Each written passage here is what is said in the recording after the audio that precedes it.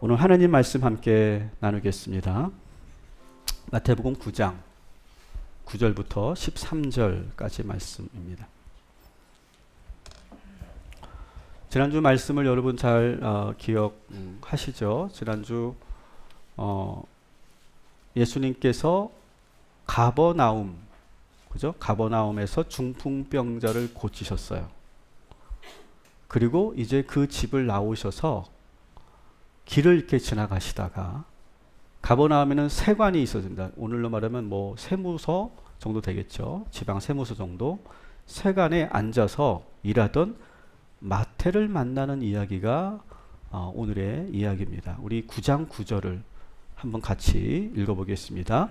예수께서 그곳을 떠나 지나가시다가 마테라 하는 사람이 세관에 앉아 있는 것을 보시고 이르시되 나를 따르라 하시니 일어나 따르니라. 아멘. 저는 오늘 사실 9절부터 13절까지의 본문을 가지고 제가 설교를 하려고 마음을 먹고 준비를 했는데 이 9절에 제가 딱 멈췄어요.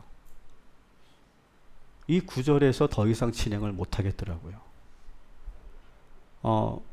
이 당시 상황을 그림으로 그린 17세기 네덜란드 화가 핸드릭 테르브리헨이라고 하는 이 화가가 그림을 그 당시의 상황을 그림으로 그렸는데요. 여러분 마태가 누굴까요? 머리 없으신 분, 그분이 마태고요. 예수님이 누굴까요? 손가락으로 이렇게 가르치는 분이 측면으로 보이는 분이 바로 예수님이십니다. 근데 마태가 뭐 하고 있어요? 이렇게 하고 있죠. 뭐라고 하는 걸까요? 저요? 그러는 거죠. 저요? 라고 하는 마치 그 소리가 들리는 것 같은 그런 그림입니다. 그리고 그림을 보면 다른 사람들은 예수님을 다 보지 않아요. 마태만 유독 예수님을 바라보고 있어요. 예수님과 마태가 눈이 마주치고 있어요. 놀라운 것은 예수님께서 나를 따르라. 이 콜링이죠, 콜링. 이렇게 콜링을 하셨는데 이 콜링에 마태가 곧바로 응답했다라고 하는 거예요. 어떻게 이렇게 빨리 자기 직업을 버리고 예수님의 제자가 될 수 있었을까? 저는 이 질문에 계속 매여 있었어요, 한 주간. 마태는 전혀 시간을 두고 고민하지 않았어요. 그냥 거기서 곧바로 예수님을 따랐거든요. 이게 어떻게 가능했을까? 혹자는 여러 과정이 있었겠지만 그냥 그것을 간단하게 한 절로 요약한 것이다. 이렇게 말하는 사람들도 있지만 저는 그렇게 생각하지 않아요. 그냥 그 본문 그대로 나를 따르라 하니까 마태가 벌떡 모에 씌운 듯이 일어나서 예수님을 따랐다고 저는 봐요. 어떻게 이렇게 빨리 콜링에 응답했을까? 마태는 가버나움 세관에 소속된 세리였어요. 여러분 성경에 보면 세리가 3명 나와요. 3명. 여러분이 제일 잘 알고 있는 그런 세리가 누구죠? 삭개오. 저랑 좀 비슷한 사람. 삭개오가 있어요. 근데 삭개오는 어디 출신이에요? 여리고 출신이에요. 여리고에서 활동하는 세리장이었고 마태는 이 가버나움에서 활동하는 세리였다라고 하는 거예요. 가버나움은 제가 몇 차례 말씀드렸지만 갈릴리 지방의 군사 경제 행정의 중심지였어요. 로마 군대가 주둔하고 있었고, 그죠? 백부장 여러분 이야기하시죠? 또 교통의 요충지로서 무역이 활발하게 이루어졌고, 또 세관이 그 세무서가 그 지역에 있었기 때문에 국민들의 세금을 직접 징수할 수 있었어요. 그리고 그 당시 세리들은 로마 황제에게 세금을 바치기 위해 강압적으로 거의 반강제적으로 세금을 걷어들였어요. 그 당시 걷어들인 세금, 오늘 우리도 많은 세금을 내고 있는데 그 당시도 많은 세금을 냈어요. 재산세, 소득세, 토지세는 물론이고 또 농사를 지면 그 농사 지은 그런 소출의 10분의 1, 과일을 소출하면 거기 5분의 1을 세금으로 다 가져갔어요. 뜯어갔어요. 더구나 이렇게 세관이 있는 가버나움 같은 경우는 세리장이 길목을 잡고 길에 딱 있어요. 그리고 지나가는 사람들마다 정지시켜서 거기서 소지품을 뒤지고 조사하고 일부러 시간을 길게 끌면서 사람들을 괴롭히기도 하고 그들이 가지고 다니는 그런 물품을 꼬챙이로 푹푹 찌르면서 그러면서 색출을 하는 아주 악명 높은 그런 사람이 바로 이 세리들이었어요. 그 당시 로마 당국이 요구한 공식적인 세율은 1인당 한 10에서 12% 정도의 세금을 걷어들이려고 했어요. 근데 세리들은 어떻게 했냐면 20%를 걷어들였어요. 그래서 자기들이 나머지 10%나 8%에서 10% 정도를 자기들이 다 가져갔어요. 그래서 유대인들은 이 세리하면 창녀, 이방인, 노상강도, 살인자 그들과 똑같은 나쁜 놈들, 도둑놈들이라고 봤어요. 유대인들은 이 세리 마태를 싫어했지만 여러분 다른 측면에서 여러분 보면 이 마태는요 사실 성공한 사람이었어요. 여러분 우리 국민들이 국회의원들을 욕하죠. 그죠? 미워하죠. 근데 국회의원들은 난 실패한 인생이야 그럽니까? 그렇지 않아요. 우리도 그렇게 생각하지는 않아요. 욕만 할 뿐이지. 마태는 유대인들이 자기를 혐오하고 있다는 걸 잘 알고 있어요. 사람들이 그를 비난하지만 마태에게 이런 비난은 문제가 되지 않아요. 전혀. 그들이 아무리 비난해도 그는 상당한 권력을 가지고 있었고 그리고 세금을 거두면서 엄청난 재산을 지금 소유하고 있어요. 누구도 함부로 할 수 없는 위치에 있는 사람이에요. 여러분 그리고 유대 사회가 어디 세리만 비난했습니까? 자기들끼리 얼마나 많이 싸우고 비난하는 그런 사회예요. 바리새인은 사두개인을 비난하고 사두개인은 제사장들을 비난하고 국민들은 종교 지도자들과 그리고 여러 이스라엘 왕들을 증오하고 비난하지 않아요? 나라 전체가 이미 비난과 증오와 혐오로 가득 차 있기 때문에 이런 비난쯤은 누구나 겪는 일이라고 생각하며 사는 거예요. 수단과 방법을 가리지 않고 정말 열심히 노력해서 여기까지 올라온 사람이에요. 어쩌면 그는 비난받는 것보다 그 자리까지 올라가는 게 너무너무 힘들다고 생각했을 거예요. 여러분 로마가 아무에게나 그 세금 걷어들이는 일을 맡겼겠어요? 그 자리에 오르려고 얼마나 많은 사람이 경쟁했을까요? 그는 세리로서 실적이 아주 좋아서 그쪽 세계에서는 꽤나 인정받는 사람이에요. 그러면서 지금 좋은 집에 살고 있고 사고 싶은 거 마음대로 사고 매일 잔치를 벌이면서 좋은 음식을 먹고 그리고 친구들을 매일 초대해서 술을 마시며 흥겹게 놀 수 있는데 욕 좀 먹는다고 그게 뭐가 대수겠어요. 그런데 갑자기 그 좋은 직업 그렇게 바라던 직장을 버려두고 예수님을 따르는 제자가 되었다는 거예요. 목정한 꿈도 이루었고 평생 이렇게 부유하고 권력을 가지고 이렇게 살면 될 텐데 과연 그에게 무슨 일이 일어났기 때문에 다 때려치고 예수님을 따른 것일까? 마태는 제가 보기에는 오늘 21세기를 살아가는 우리 현대인들과 너무나 비슷한 점이 많아요. 우리를 대표하는 상징적 인물이 마태라고 저는 생각 들어요. 여러분 마돈나 아시죠? 마돈나. 그죠? 마돈나 아시죠? 팝의 전설 마돈나가 이런 고백을 합니다. 나는 한순간도 쉬지 않고 엄청난 열정으로 살아왔습니다. 그런데 내가 이렇게 달릴 수밖에 없었던 것은 나의 그 끔찍한 열등감 때문이었습니다. 나는 내가 평범해지는 것이 죽는 것만큼이나 싫었습니다.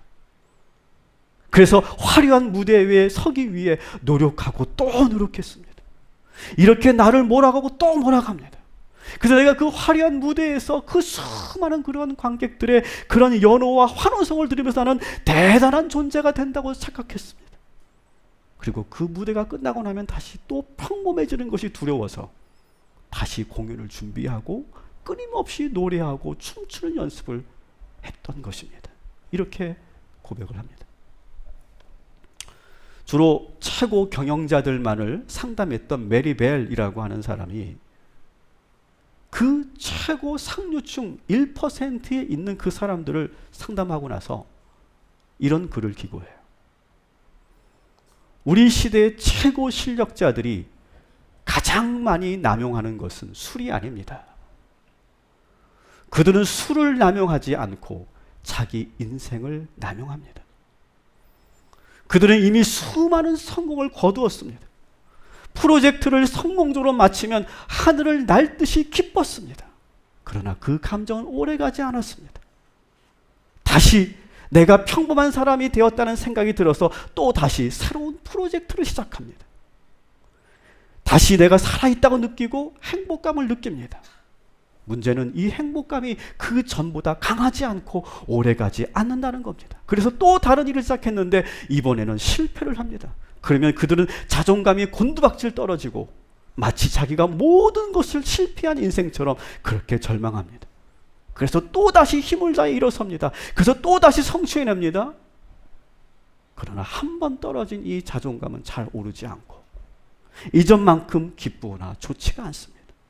그래서 그는 또 새벽에 일어나 사무실로 향하고 밤 12시가 지나도 사무실을 떠나지 않습니다. 그들은 술을 마시지 않습니다. 그 대신 자기 인생을 이렇게 남용하고 있습니다. 그들은 한마디로 말해서 성취 중독자입니다. 여러분, 성공과 성취를 이룬 사람들은 자기 자신을 왜곡되게 보는 경향이 있대요. 실제 자기 자신보다 더 큰 존재라고 착각한다는 거예요. 한두 번의 그 자신의 성공 경험을 믿고 모든 영역에서 나는 성공할 수 있다 이런 생각을 하고 그리고 막 모든 분야에서 나는 유능한 사람이다 라고 하는 그런 착각을 하게 된다는 거예요. 그래서 경제 전문 잡지 표지 모델로 나온 CEO들은 이렇게 보통 하죠. 이렇게 딱 사진을 찍고 나면 그들은 자신의 성공 노하우를 많은 사람들에게 강연을 하기 시작한다는 거예요. 그러면서 더 부풀어진 그런 자아의 그 자신감을 가지고 그리고 자기가 잘 모르는 그런 분야의 새로운 사업에 과감하게 투자를 합니다. 그러나 무리한 투자와 방만한 경영으로 인해 실패하고 기업가들이 무너진다는 거예요. 이것이 바로 뭐냐면 표지 모델의 저주다 이렇게 말해요. 이 모든 이야기를 통해 제가 말씀드리고 싶은 것은 우리 현대인들은 다양한 우상을 숭배하고 있다는 거예요. 지금 말씀드린 이 모든 사람들은 성공과 성취라는 우상에 빠져 있다는 거예요. 우리는 우상하면 구약의 바알이나 아세라상 같은 것을 떠올리죠. 고대 원시인들이 미개한 그 원시인들이 형상을 만들었고 제사 드리는 그런 모습을 연상해요. 우상하면. 그러나 여러분 현대 사회도 여전히 우상이 존재해요. 그 우상을 모시는 신전이 우리 사회 곳곳에 얼마나 많이 세워져 있습니까? 여러분 월드컵 경기장을 보십시오. 고대 신전과 똑같이 만들어졌어요. 여러분 아이돌 그룹의 그 공연장을 한번 보십시오. 저 축구에서 축구 경기 월드컵 경기에서 결승전에서 여러분 호나우두가 골을 넣고 메시가 골을 들고 손흥민이 골을 넣으면 어떻게 됩니까?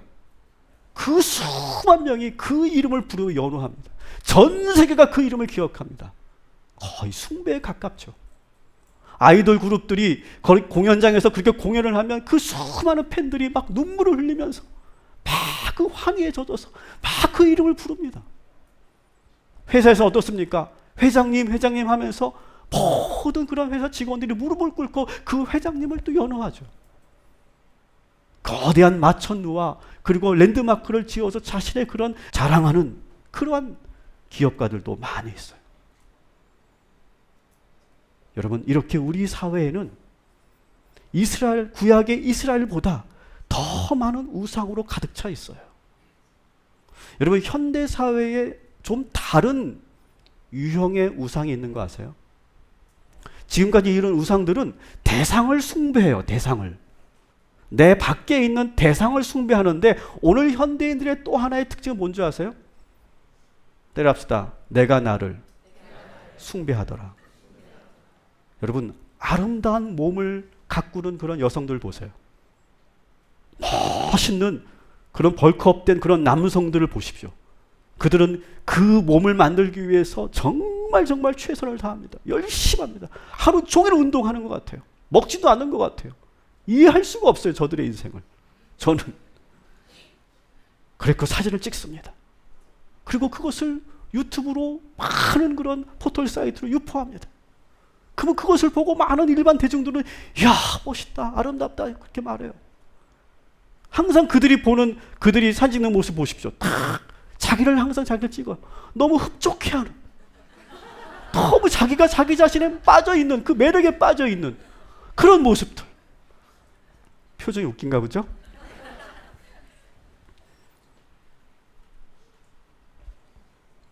그러면 그걸 보고 일반 대중들이 야, 나도 저렇게 돼야지. 그래가지고 이제 오늘부터 다이어트야. 아니, 저녁만 먹고 그리고 이제 아침부터 다이어트를 합니다. 열심히 합니다. 됩니까? 안 됩니까? 안 됩니다. 안 되면서 우리는 소파에 앉아서 치킨과 피자를 시켜 먹으면서 그 사람들을 보면서 우리는 이야, 정말 대단해. 현대인들은 내가 나를 숭배하고 있다는 거예요. 현대인들의 가장 큰 우상이 뭔지 아십니까? 성공이에요, 성공. 성공을 위해 이 현대인들은 무슨 일이라도 나는 할 마음이 되어 있다. 이렇게 말해요. 생각해요. 고대인들이 우상에게 자기가 원하는 것을 얻기 위해 인신제사라도 드리는 것처럼 오늘 현대인들은 성공을 위해 모든 걸 바칠 준비가 되어 있어요. 정치인들은 권력을 얻기 위해 신념, 윤리, 신의 그런 거 의미 없습니다. 기업가들은 매출을 올리기 위해서라면 수단과 방법을 가리지 않습니다. 우린 일반인도 마찬가지죠. 자신의 성공을 위해서 가정을 뒤로하고 건강을 담보로 죽도록 일해요. 엄마들은 어떻습니까? 우리 아이들이 좋은 학교를 보내기 위해서 자기 인생을 포기하고 자식의 인생 목표가 나의 인생의 목표라고 착각하고 살아갔어요. 여러분, 이렇게 우상에 빠지면 어떻게 될까요? 우상 숭배의 특징은 이런 거예요. 조금만 더 올라가면, 조금만 내가 더 하면, 여기서 조금만 더 내가 노력하면 나는 행복해질 거야. 저 정상에 올라가면 그때 내 삶을 그때 돌아보면 늦지 않아. 그렇게 하면 돼. 이렇게 되기만 하면 난 더 이상 바랄 게 없어. 그런 생각이 늘 있어요. 그래서 정말 열심히 달려갑니다. 그래서 정말 그 자리에 오릅니다. 기쁩니다. 행복합니다. 그런데 오래가지 않아요. 불안해요. 이거 가지고는 안 된다는 생각을 또 시작해요. 아직 멀었다는 생각을 듭니다. 그래서 더 노력해서 한 단계 또 올라갑니다. 기쁩니다. 근데 그 기쁨이 오래가지 않아요. 초조해지고 다시 비교하게 되고 내가 이룬 성취가 아무것도 아닌 것처럼 생각이 들고 늘 목마르고 배고프고 허기져요. 근데 그 어떤 것으로도 채워지지가 않아요. 이것이 바로 성공, 성취, 우상에 빠진 사람들의 공통점이라는 거예요. 또 이렇게 우상에 빠져 있으면 어떤 행동을 하게 되느냐? 극단적 선택을 하게 돼요. 2008년 중반 세계 금융위기가 찾아왔습니다. 그때 미국에서는 가장 성공한 사람들이 연이어 자살하는 사태가 일어났어요. 연방주택담보대출공사 재무담당 부사장이었던 프레디 맥은 자기 자택 지하실에서 목을 맸어요. 미국에서 손꼽히는 부동산 경매회사 CEO였던 셀던 굿은 자기가 가장 아끼는 빨간색 차 제규어 운전석에서 거기서 총을 머리에 대고 자살했어요. 유럽 왕가와 고위층 가문들의 자산을 맡아 관리하던 버나드 메이도프는 14억 달러를 손실을 보고 자기 사무실 손목을 그어요. HSBC 은행 덴마크 출신의 중역은 최고급 런던 호텔 스위트룸에서 옷장에 목을 메어 죽었어요. 어느 글로벌 기업 임원은 자기가 곧 해고될 것을 미리 짐작하고 약물을 가다 복용하고 자기 사무실 29층에서 뛰어내려요. 여러분, 왜 이 사람들은 이런 극단적인 선택을 한 것일까요? 그들은 모두 따라합시다. 절망했기 때문입니다. 여러분, 팀 켈러 목사님이 절망과 슬픔의 차이를 이야기하고 있어요. 슬픔은 뭐냐? 슬픔은 여러 좋은 것들 중에 하나를 잃었을 때 찾아오는 감정이래요. 슬픔은 어느 정도 위로가 가능한 고통이래요. 예를 든다면 직장에서 너무너무 힘들었어. 정말 다 때려치고 싶다 진짜. 이런 마음으로 집에 돌아옵니다. 집에 돌아왔더니 아이들이 아파 하고 막 달려서 푹 안기는 거예요. 위로가 돼야 안 돼요? 위로가 돼야 정상이죠. 비켜, 짜증나, 이거 안 되는 거죠. 위로가 되는 거예요. 위로가. 여러분 한 주간 어떤 삶을 보내셨어요? 힘드셨습니까? 오늘 이 예배를 통해 우리 하나님께서 여러분들에게 위로를 주실 줄 믿습니다. 그런데 여러분 절망하잖아요? 절망하면 그 어떤 것도 위로가 되지 않는데요. 왜? 나의 궁극적인 것이 무너졌기 때문에. 그래서 주변에서 아무리 사랑하는 사람들이 위로하고 권면해도 함께 있어도 절대 위로가 되지 않아요. 이 예배 자리에 와도 위로가 되지 않아요. 왜? 나의 궁극적인 것을 잃었다고 생각하기 때문에. 그래서 아까 좀 전에 보신 것처럼 극단적 선택을 하게 되더라고요. 그들에게 돈과 지위가 자신의 모든 것이라고 생각했던 사람들은 절망하더라는 거예요. 따라합시다. 나는 그리스도인인가 종교인인가? 여러분 그리스도인과 종교인의 차이가 뭔지 아세요? 바로 이거예요. 언제 그것이 드러나느냐 하면 내가 원하는 것이 내 뜻대로 이루어지지 않을 때 여러분 어떠세요? 그리스도인은 기뻐요? 기쁘신 분들은 빨리 병원 가시기 바랍니다. 기쁘지 않죠 여러분. 하지만 우리는 그리스도인들은 어때요? 내가 원하는 되지 않았을 때 슬플 수는 있어요. 그죠? 그러나 우리는 절망하지는 않아요. 왜? 우리의 궁극적인 것은 오직 하나님이시기 때문에. 오직 우리 하나님만이 나의 위로가 되시기 때문에. 그래서 고린도후서 1장 3절부터 5절의 말씀에 보면 아주 놀라운 말씀이 있어요. 같이 한번 읽어볼게요. 온갖 위로를 주시는 하나님께 찬양을 드립시다. 그는 우리 주 예수 그리스도의 하나님이시요 아버지이시며 자비로우신 하나님이십니다. 우리가 온갖 환난을 당한 때에 하나님께서는 우리를 위로해 주십니다.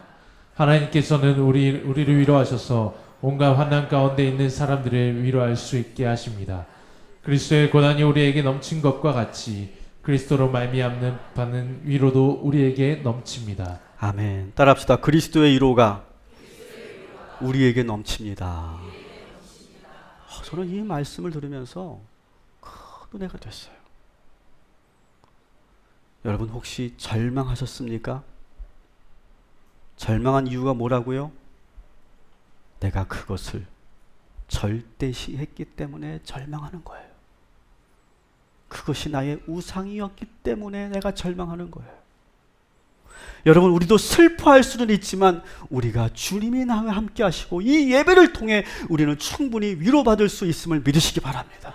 그러면 우리는 그리스도인, 하나님으로도 예배로도 그 어떤 것으로도 내가 위로받을 수 없다면 나는 종교인이었던 거예요. 종교인.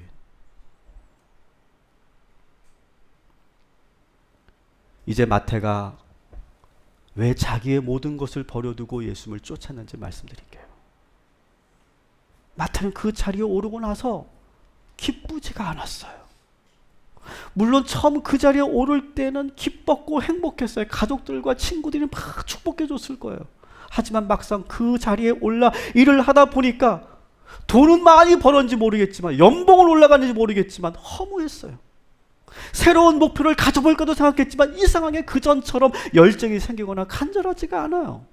어떻게 할 줄 모르겠어요. 마태는 사실 내적으로 많이 당황하고 있어요. 왜 이렇게 기쁘지가 않지? 이렇게 돈 많이 버는 직업에, 이렇게 좋은 집에, 좋은 친구들, 좋은 음식을 먹고 사는데 무엇 때문에 이렇게 행복하지가 않지? 그랬던 어느 날 예수라는 사람이 자기에게 찾아온 거예요. 마태는 예수가 자기 마을에 들어왔다는 걸 이미 다 알고 있어요. 그는 정보가 빠삭한 사람이에요. 그래야 세금을 거둘 수 있기 때문에. 예수가 어떤 일을 했고 무슨 말을 전했는지 다 듣고 있어요. 그러나 그는 예수를 만날 생각이 없어요. 일에 빠져 있어요. 일 중독자이기 때문에. 그런데 어느 날 그 예수가 자기에게 찾아온 거예요. 그리고 나를 따라오너라 이렇게 불렀는데, 이건 말도 안 되는 걸 다 자기도 알지만 어디서 그러한 마음과 어디서 그런 용기가 나왔는지 자기가 벌떡 일어나는 거예요. 그리고 자기 집으로 예수님을 초대하고 그리고 예수님을 따르는 이야기가 오늘의 이야기예요. 자, 그런데 여러분, 오늘 우리는 복음서 어디를 보고 있습니까? 마태복음을 보고 있죠. 마태복음의 저자는 누구예요? 마태. 지금 그러면 이 이야기는 누구 이야기예요? 자기 이야기. 자기 이야기를 3인칭으로 쓰는 거예요. 그리고 아주 짧은 글로 그냥 마무리 져요. 왜 그럴까요?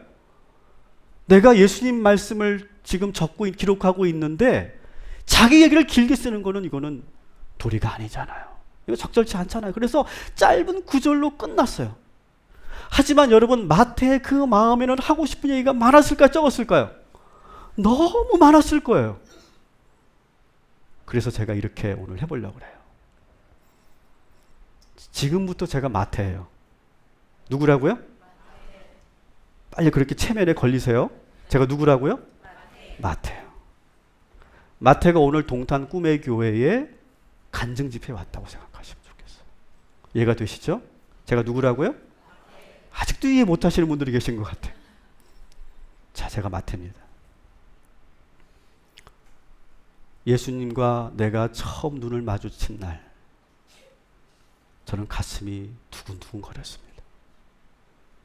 그리고 예수님이 나를 보면서 손가락을 가리키며 나를 따르라라고 했을 때 가슴이 철렁 내려앉았습니다.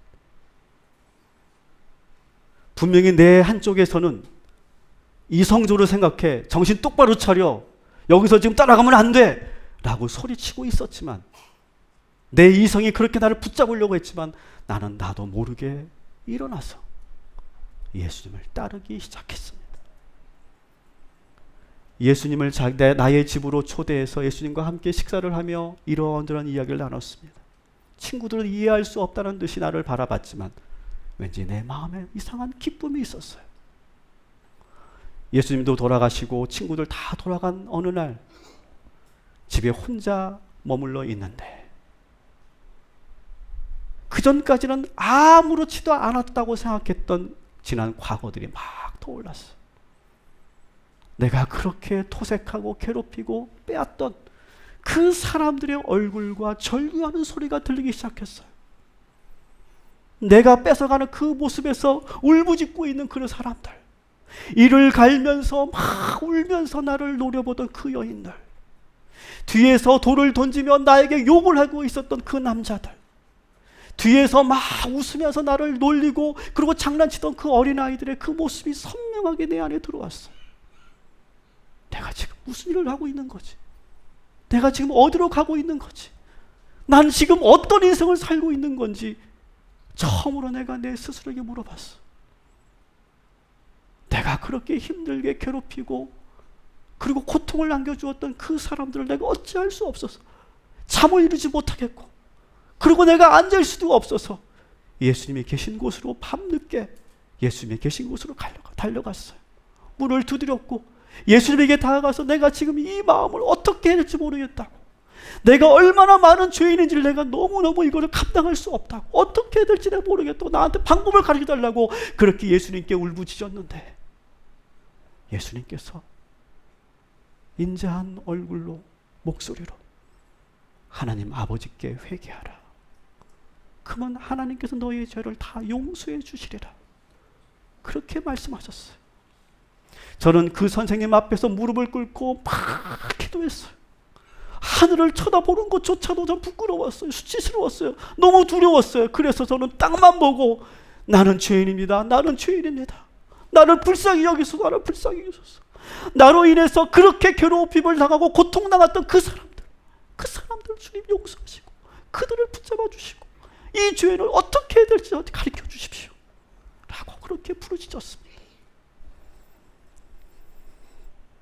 그런데 어느 날 예수님께서는 제가 그 기도했던 모습이 인상 깊으셨던지 바리새인의 기도와 세리의 기도에 대한 비유를 말씀하실 때 그때 제가 기도했던 그 모습 그대로 많은 사람들에게 소개해 주었습니다.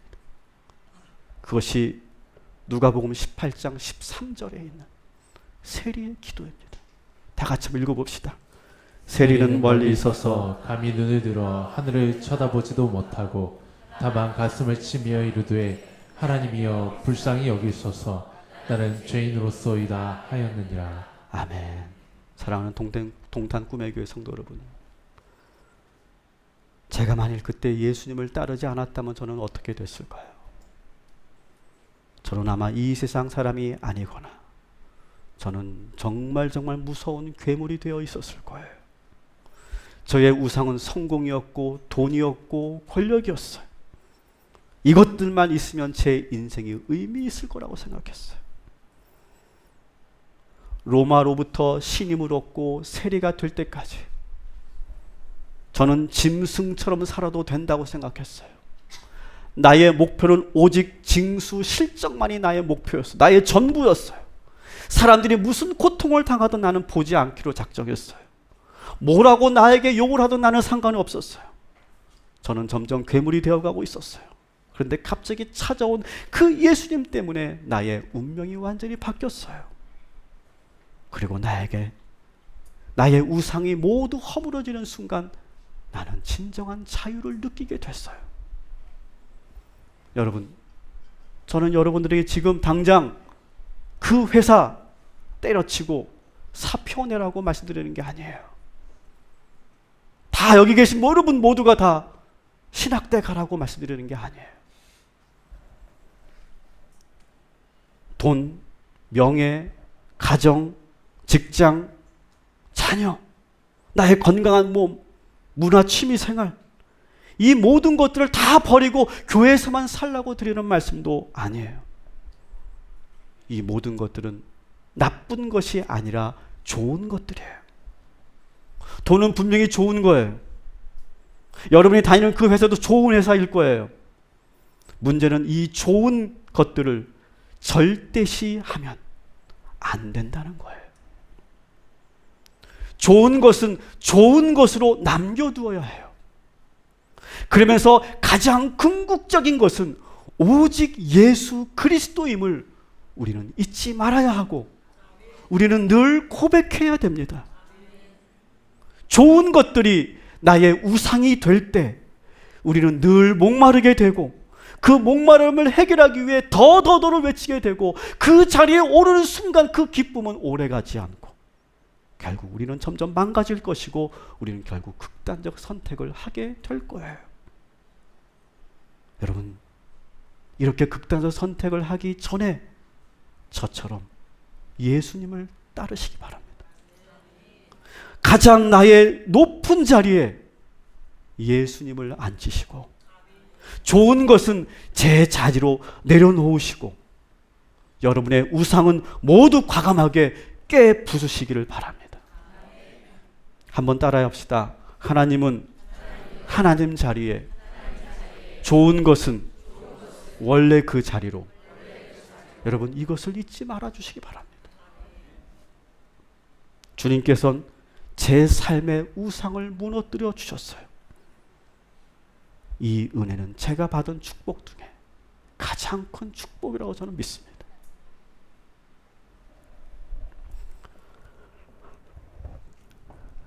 여러분, 마태의 간증 잘 들으셨죠? 오늘 예수님께서는 마태에게 찾아와 그의 우상을 허물어뜨리시고 당신의 제자로 만드셨던 것처럼 오늘 우리들에게도 찾아오셔서 우리의 마음의 우상을 보게 하시고 그 우상에서 벗어나는 은혜를 주실 줄 믿습니다. 그러면 나의 우상은 무엇일까요? 우상을 찾는 거 어렵지 않습니다. 첫 번째는 내가 좋아하는 것에 여러분의 시간과 물질을 과도하게 사용하고 있다면 그것은 우상이 될 가능성이 많이 있습니다.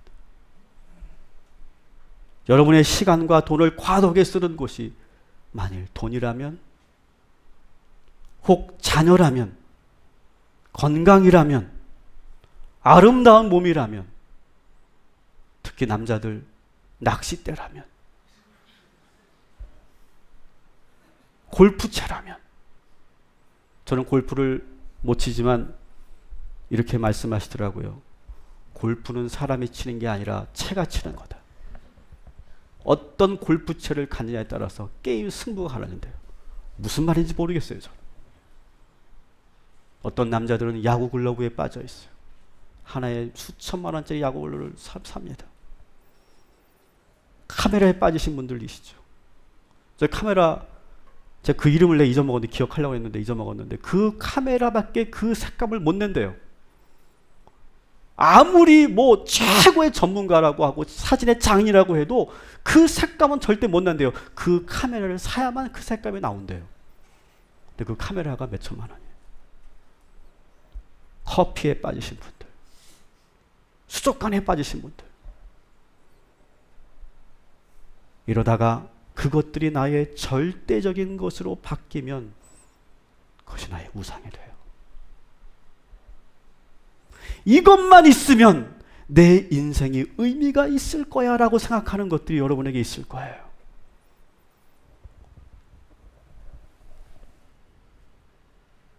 저는 이 말씀을 묵상하면서 저의 우상을 발견했어요. 솔직하게 여러분의 고백할게요. 저의 우상. 저의 우상은 목회적 성공이 제 우상이에요. 이학 목사가 된 거 성공했다는 말을 듣고 싶어요. 그래서 이 교회가 빨리 부흥했으면 좋겠고 많은 사람들에게 알려졌으면 좋겠어요. 그래서 여러분, 제가 주일 예배를 끝나고 집에 돌아가면 제 마음이 어떤지 아십니까? 기쁠까요? 어떨까요? 어떨 것 같으세요? 한번 상상해 보세요. 우울합니다. 왜 우울한 줄 아세요? 나와야 될 인간들이 안 나와서. 이분들이 짠 것 같아요. 토요일 날 다 짜나 봐요. 그래서 이번 주는 내가 나갈게. 다음 주 내가 못 나가. 그래서 우리는 막 죽으라고 결정자 신방을 합니다. 왜 못 나오셨어요? 무슨 다음 주에 꼭 나갈게요. 약속을 합니다. 약속을 지키십니다. 나오셨어요. 근데 다른 인간이 안 나와요. 다 짜는 거예요. 그래서 제가 주보에 출석인을 체크하잖아요. 꼭 130명에서 140명 고사를 왔다 갔다 하고 있어요. 미치겠어요. 우울해요. 이게 뭘까요? 저의 우상이에요. 저의 우상. 빨리 이 교회가 부흥했으면 좋겠고요. 빨리 이 교회가 빨리 이 상가를 벗어나서 빨리 건축했으면 좋겠어요. 이것이 제 안에서 막 꿈틀꿈틀 거려요. 제 안에서. 저는 회개합니다. 제가 우리 중보기도 팀들이 저에게 담임 목사님의 기도 제목을 받고 싶다 그래서 제가 기도 제목을 드렸는데, 그때 제가 이 문제, 슬픔과 절망의 차이를 제가 독서하면서 묵상하던 때였어요. 그때 제가 그런 제목을 우리 중보기도팀과 나눴는데 오늘 여러분들과도 나누고 싶어요. 하나님, 우리 동탄 꿈의 교회가 양쪽으로 부흥하는 것에 매이지 말게 하시고 복음 부흥을 일으키는 주의 종이 되게 하여 주옵소서. 그래서 저는 목회 방향을 지금 여러분은 느끼지 못하실지 모르겠지만 저는 목회 방향을 지금 1도 틀었어요. 살짝 틀었는데 그게 뭐냐? 우리 성도들에게 복음을 제대로 가르쳐야 되겠다. 복음대로 살게 해야 되겠다. 주의 종부터가 먼저 복음 앞에 서야 되겠다. 그래서 우리 모든 성도들이 복음의 능력을 가지고 살게 해야 되겠다. 교인 몇 명이 오는지, 오늘 등록을 했는지, 몇 사람이 전도했는지, 연말 통계를 보면서 우리가 어떻게 몇 퍼센트 성장했는지, 거기에 매이지 말고, 숫자에 매이지 말고, 우리 교회가 정말 복음 부흥을 일으켰는가? 이것이 저의 목적이고 우리 모든 교회의 여러분들의 목적이 되기를 주님의 이름으로 축원합니다. 그러면 부흥은 자연스럽게 이루어진다고 저는 믿어요. 왜? 능력을 갖고 있는 성도들이 가만히 있겠어요? 복음의 능력이 있는데 여러분 가만히 있겠어요? 전도 안 하고? 능력이 생기면 전도를 안 할래야 안 할 수 없고, 증거를 안 하면 안 할래야 안 할 수가 없고, 여러분에게 능력이 안 나타날래야 안 나타날 수가 없고, 여러분 절대 실망하지 않고 절망하지 않고 슬퍼하지만 그것을 예수의 이름으로 이기면서 도전하고 승리할 거예요. 그러나 그 자리에 오르는 순간 모든 것 하나님께 영광 올려드리고 거기에 목말라 하지 않을 거예요. 그런 삶을 사는데 우리 교회가 건강해지지 않을까요? 부흥하지 않을까요? 당연하게 될 거예요. 저는 그렇게 믿어요. 저의 우상을 여러분에게서는 솔직히 고백한 이유는 여러분들의 우상을 이제 내려놓을 차례예요. 오늘 시간 우리가 이 말씀을 듣고 우리가 기도할 때 여러분의 우상을 꼭 발견하시기 바랍니다. 그리고 그 자리에서 내려놓으세요. 그리고 하나님이 그 원래 자리로 올라갈 때 우리의 인생에 진정한 행복이 찾아옴을 믿으시기 바랍니다.